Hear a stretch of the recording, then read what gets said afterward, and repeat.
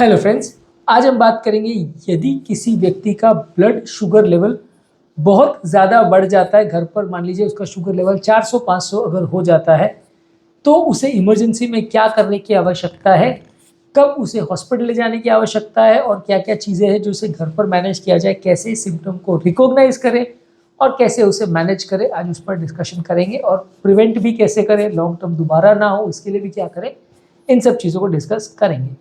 Topic पर जाने से पहले जो लोग हमारे चैनल पर नए हैं उन्हें रिक्वेस्ट करूँगा कि चैनल को सब्सक्राइब करें, वीडियोस को लाइक और शेयर करें। सबसे पहले ज़रूरी ये है कि यदि किसी व्यक्ति का शुगर लेवल बढ़ जाए तो उसे जाने कैसे कि भाई शुगर लेवल बढ़ गया है। ऑब्वियसली सबसे आसान तरीका है तो ये है कि शुगर को चेक कर लो। अगर शुगर लेवल ज़्यादा आ रहा है तो मतलब ज़्यादा है, और आपका शुगर लेवल नॉर्मल आ रहा है तो मतलब सिम्टम्स या प्रॉब्लम जो भी हो रही है वो कोई और कारण से हो रही है। सिम्टम्स क्या होते हैं? आपको बहुत ज़्यादा प्यास लगती है, बहुत ज़्यादा पसीना आता है, बहुत ज़्यादा पेशाब होता है, बहुत ज़्यादा कमज़ोरी होती है, मुंह सूखने लगता है, फ्रूट टाइप का ब्रेथ की स्मेल आने लगता है, एसिडिक टाइप का ब्रेथ में से या सांसों में स्मेल आने लगता है, धुंधला दिखाई देने लगता है, कमज़ोरी होने लगती है, कई बार गफलत की हालत में या अनकॉन्शियसनेस में भी पेशेंट जा सकता है। बहुत ज़्यादा शुगर लेवल्स हो तो मिर्गी भी हो सकती है। तो ये बेसिकली बहुत हाई शुगर लेवल्स के सिम्टम्स हैं। अगर आपको ऐसा लग रहा है कि सिम्टम ज़्यादा है तो उसे कंफर्म करना ज़रूरी है, इसे प्रॉपर्ली घर पर मैनेज करना ज़रूरी है। कंफर्म करने के लिए घर पर आपके ग्लूकोमीटर होना आवश्यक है या एटलीस्ट नज़दीक के क्लिनिक पर जहाँ पे ग्लूकोमीटर अवेलेबल है वहाँ जाकर शुगर वैल्यूज़ को चेक कराइए। क्योंकि इसमें प्रॉब्लम क्या होती है कि शुगर लेवल ज़्यादा है, आपको नॉन स्पेसिफिक कुछ भी सिम्टम्स लगते हैं। कई बार ये सिम्टम्स थोड़े बहुत लो शुगर वाले सिम्टम्स से भी मैच करते हैं। कई बार लोगों को ऐसा लगता है कि कमज़ोरी बेचैनी उस वजह से हो रही है तो आदमी और खाने लगता है। तो वैसी चीज़ों में कई बार आप कंफ्यूज कर जाते हैं, तो शुगर चेक करना बहुत ज़्यादा अनिवार्य है।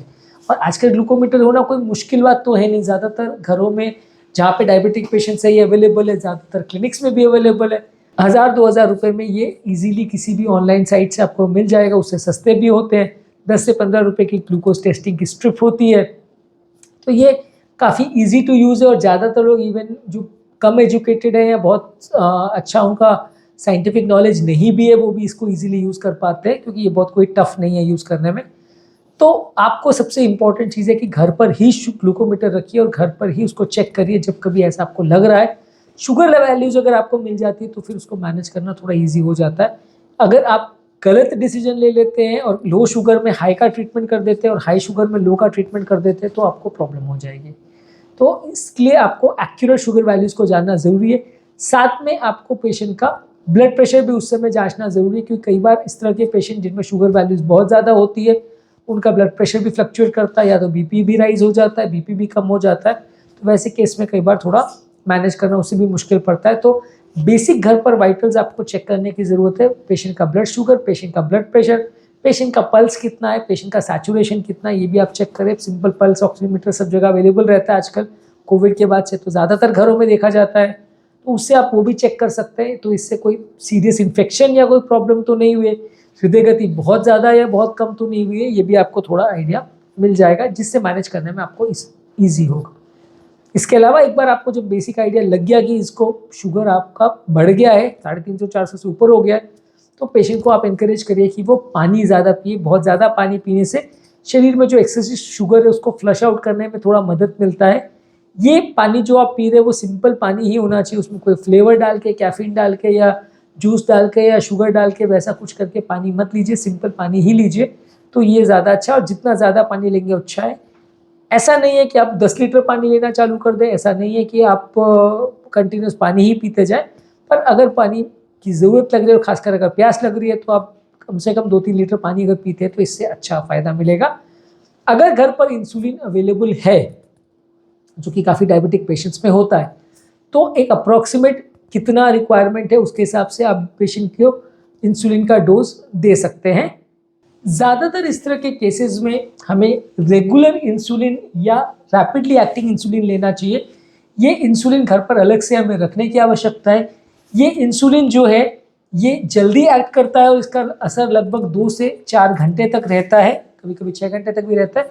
इसका फ़ायदा ये है कि रैपिडली एक्टिंग है, जल्दी असर करता है और जल्दी इफेक्ट आता है। अलग अलग व्यक्तियों में इसका इफेक्ट अलग अलग आ सकता है, बहुत सारे पेशेंट्स के बहुत सारे फैक्टर्स पर डिपेंड करता है, कैसा उसका जेनेटिक प्रोफाइल है, कैसा रेस है, कैसा उसकी बॉडी का स्ट्रक्चर है, बॉडी वेट है, ब्लड शुगर लेवल्स कैसा है, किडनी का फंक्शन कैसा है, बहुत सारी चीज़ें डिसाइड करती है कि कितना एवरेज रिडक्शन मिलेगा। अगर हम सबक्यूटेनियसली यानी स्किन में अगर इंजेक्शन देते हैं इंसुलिन का, जो कि नॉर्मल पैटर्न होता है, तो आपको 10 यूनिट अगर आप रेगुलर इंसुलिन देते हो तो एवरेज 30 से 60 मिलीग्राम तक अलग अलग लोगों में शुगर का रिडक्शन मिल सकता है। तो आप एवरेज कैलकुलेट कर सकते हैं कि अगर आपका 400 शुगर है और आपको उसको 100 या 150 पर लाना है, ऑब्वियसली पूरा 100 या 150 पर लाना आप तुरंत घर पे कर सको वो उतना ईजी नहीं है, लेकिन अगर आप उसको लाना है तो 10 यूनिट पे 30 से 60 कम होगा, 20 यूनिट लेते हो तो 100 के आसपास होगा, उस हिसाब से आप कैलकुलेट कर सकते हैं। पर ये सारा डोज एक ही बार में मत ले लीजिएगा, पता चले बहुत ज़्यादा शुगर डाउन हो गया तो भी दिक्कत हो जाएगी। और कई बार क्या है, सडनली शुगर लेवल्स को कम ज़्यादा करने में बॉडी का पोटाशियम लेवल चेंज हो जाता है। बॉडी का पोटाशियम लेवल्स कई बार बहुत ज़्यादा कम या बहुत बढ़ जाता है, बहुत कम अगर हो गया तो भी तुरंत जान ले सकता है। तो इसलिए इसको घर पर मैनेज करना इतना ईजी नहीं है। थोड़ा बहुत 10-15 या 20 यूनिट जितना आप एवरेज लेते हो उतना आप ले सकते हो, पर बहुत ज़्यादा घर पर ही आप कोशिश करो कि मेरे को 400-500 से शुगर आज पूरा 100 में लेके आना है, मैं हर 1 घंटे में एक इंसुलिन लूँगा, वो अच्छा नहीं है, पॉसिबल नहीं है, उसमें थोड़ा प्रॉब्लम्स होने का चांस ज़्यादा होता है। और एक बार सबक्यूटेनियस इंसुलिन आप देते हो तो 4-6 घंटे असर रहता है, तो आपको अगर शुगर कम होना भी चालू हो गया तो आपका वो 10 यूनिट का इफेक्ट थोड़ी देर तक रहेगा, फिर आपने फिर से 10 ले लिया तो सडनली कम ज़्यादा भी हो सकता है। इसलिए अगर आप सबक्यूटेनियस या स्किन में इंसुलिन ले रहे हैं तो उसका इफेक्ट थोड़ा लंबा चलता है, थोड़ा धीरे से आता है, तो इसलिए आप तुरंत हर 5 मिनट में 10 मिनट में इंसुलिन लेना चालू कर दे, वैसा मत करिए। अगर बहुत ज़्यादा शुगर है तो हॉस्पिटल जाके एडमिट होना बेटर रहेगा। अगर यही इंसुलिन हम 10 यूनिट इंट्रावीनस लेते हैं यानी नस के अंदर डायरेक्ट लेते हैं, खुद से लेना मुश्किल है, अगर साथ में कोई पैरामेडिकल स्टाफ हो तो दे सकता है या डॉक्टर हो तो दे सकता है। ज़्यादा डोज में बिल्कुल मत दीजिएगा, क्योंकि इंट्रावीनस इंसुलिन अगर आपने आईवी दे दिया हाई डोज में तो बहुत जल्दी पेशेंट हाइपोग्लाइसेमिक कोमा में जा सकता है, तुरंत मृत्यु हो सकती है। इसलिए अगर आपको इसके बारे में बहुत अच्छी नॉलेज हो और अच्छी तरह से आप इस कॉन्सेप्ट को समझ सके तो ही लीजिए, नहीं तो मत लीजिए। नहीं तो पता चले आप शुगर घर पर कम करने के चक्कर में फ़ायदा के बदले नुकसान हो गया और पेशेंट की मृत्यु हो गई मेरी सलाह को मानने के चक्कर में। तो वो कर सके अच्छे से मैनेज तो ही इंट्रावेनस लीजिए, क्योंकि सबक्यूटेनियस इंसुलिन जो है वो थोड़ा ज़्यादा टाइम देता है, धीरे धीरे करके असर करता है, तो मैनेज करने को टाइम मिलता है। इंट्रावेनस थोड़ा जल्दी असर करता है। 10 यूनिट इंट्रावेनस अगर हम देते हो तो लगभग 80 से 100 मिलीग्राम तक आपका शुगर कम होता है। ये बहुत जल्दी कम होता है और बहुत रैपिड इसका एक्शन होता है, यानी 10-15 मिनट में ही कम हो जाएगा। तो अगर 400-500 शुगर है और आपको जल्दी 300-400 पे लाना है तो आईवी भी दिया जाता है, पर आईवी थोड़ा सा रिस्की होता है, खासकर उन लोगों के लिए जो यूनिट सही प्रॉपर देख नहीं पाते या मैनेज नहीं कर पाते। पता चले आपने 10 यूनिट के बदले 30-40 यूनिट आईवी ले लिया तो पेशेंट कोमा में पहुंच जाएगा, शुगर बहुत लो हो जाएगी।